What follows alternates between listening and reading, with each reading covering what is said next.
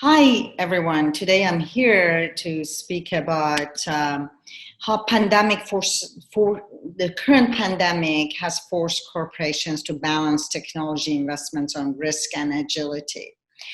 Um, I have looked at this problem quite a bit over recent weeks, and after some research, have reached the conclusion that the coronavirus pandemic has really tested the readiness of companies to manage crisis and change the way we work forever. And what we have noticed is that while no or very few corporations, and I could probably say no corporations or governments were really fully prepared to face this black swan event, the level of readiness has differed significantly from business and industries from one to another, with those companies with the strongest focus on risk and agility able to respond with the greatest speed and resilience. And many financial services and technology companies are leading this pack. So I want to share with you some of our findings with some of the examples that we have. First, in the case of financial services, the effectiveness of the response is in part because of years of heavy investment to shore up their business continuity plans against any type of virus. I smile because there has been also a lot of cyber virus, not just a physical virus.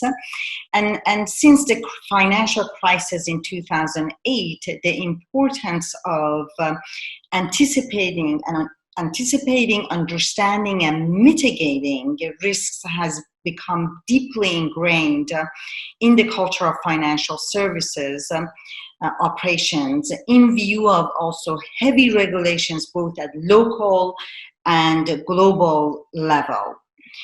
At the outset of the COVID-19, one of the examples is Banco Santander, which is one of the top 5 banks in Eurozone, enabled almost its entire Spanish workforce, which was 26,000 people, to work from home days before that the Spanish government ordered a nationwide welcome lockdown on March 15th. This was possible because the bank had already been expanding its cybersecurity resilience.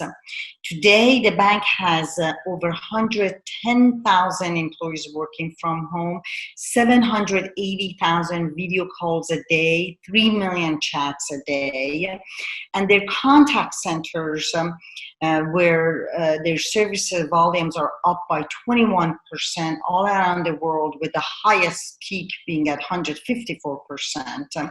They also expanded their bandwidth and VPN capacity such that they are now able to support more than 5 times more than what maximum users they used to have before pandemic. This was only possible because they already had built the infrastructure, both organizationally, but also technology-wise, in terms of being able to make this transformation in such a rapid way. Well, Santander is not the only financial services which was able to do that. Many others did. And one other example is Goldman Sachs, which currently has 98% of its 38,000 employees working from home, and they did it within days after World Health Organization declared the pandemic, which was March 11th. Goldman, like any other company, was not ready to face this pandemic, but they quickly were able to respond because they had a very scalable solution in terms of underlying technology and virtual desktops. And they have the culture of agility through distributed decision making. Currently, they only have 800 people physical in their offices, but one of those 800 is their CEO, who goes to work almost every day. Technology is the other sector that has stopped stepped up to the challenge. Being born in the cloud or being cloud native obviously creates a huge advantage, creating greater agility in their technology platform, processes, and workforce. The workforce is especially very important when you already have a large number of your teams working remotely, or almost all of them, then it's very easy to face this pandemic. The untethered environments that they were already well embedded in the operations of technology, high-tech and technology companies, allowed them to have a resilient and rapidly scalable response to this pandemic. One example is Zoom video, which we are actually partially using just now, which seamlessly scaled up its video conferencing application to accommodate the 20-fold surge, going from 10 million meeting participants per month in December 2019 to 200 million per month. And very few companies would have been able to respond to such a steep increase in demand in such a short time. But what Zoom did not do as well is really investing in its risk management, and particularly in cybersecurity and privacy investments. Many of you might have heard that effectively starting late March, starting already through March, but towards late March, it became very public that Zoom has had a number of cybersecurity breaches.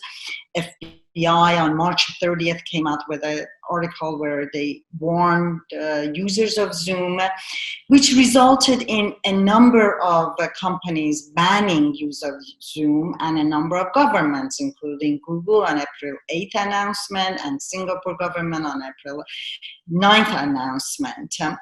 And that, what we're seeing here is basically, we wanted to show you how Zoom's share price got impacted for better and for worse. Now Zoom has committed to move quickly to address these security and privacy concerns. For us, or for me, agility is paramount to a firm commitment to cyber and privacy defense. In other words, you need both the level of agility and risk management in order to be able to respond to such pandemics, which is, although what's one of the recent, it's a new one for us, but probably won't be the last one.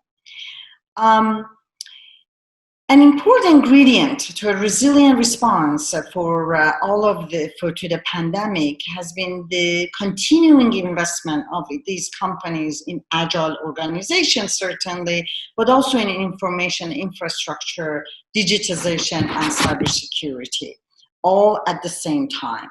Having a combined culture of agility and risk is the key to success in dealing with any business disruption. Financial capabilities and business innovation have been the most important focus area for financial services and technology. So it's not surprising that based on Deloitte, banking and technology sectors spend an average of 7.9% and 6.5% respectively as percentage of revenues on IT investment as compared to all industries, which is an average of 3.6%.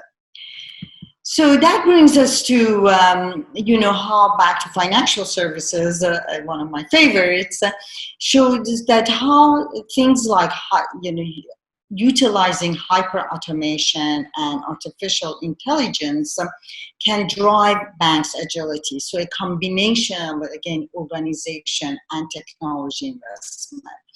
Here you see, thanks to WorkFusion, to provide these use cases, I want to focus on one of the top 5 Canadian banks, Scotiabank, which is using WorkFusion AML solution specifically in measuring and detecting adverse media monitoring, and has resulted that Scotiabank, which had before this automation 500 individuals manually and with high cost and difficult processes to go through AML, to reduce that to almost 400 and reduce false positives by 95%, and also creating the annual cost savings of 15 million, which is projected, with 4.2 million of these costs achieved only in the first 6 months. This is an example of how technology can help organizations to become agile and to face a pandemic like this. What is interesting is back in 1995, John Cutter did a study which he published in Harvard Business Review, saying that 90% of change efforts fail. So we are in a very particular moment in time where all reference frameworks of companies have shattered. Any business plan you've had for 2020 and onwards, you have to rip it off. And no CEO could ever create a push in cultural change as this pandemic has done. So this is at the same time that moment where companies and large corporations should really find this time to think through the reorganization of themselves, to work through this new environment, but also think about not just now, which is what they're doing, but what is next. And so it is the time for the CEOs, CFOs, and board of directors to focus on investments they should do now. And one of the things that's worrisome is with all cost cutting everywhere, it seems that the IT budgets will be reduced as well, as it becomes inevitable that they also become part of the large cost cutting initiatives across all industries, not just the industries which are heavily hurt from this pandemic. But what I would like to do is really ask the board of directors, CEOs and CFOs to focus on 3 strategic areas and to continue subscribe to and invest in these 3 strategic areas. These 3 strategic areas, the first is invest in building agility through the use of technologies such as cloud that enable business continuity, a remote workforce, an agile workforce, and innovation. Secondly, protect both existing cybersecurity defenses and future investments as new.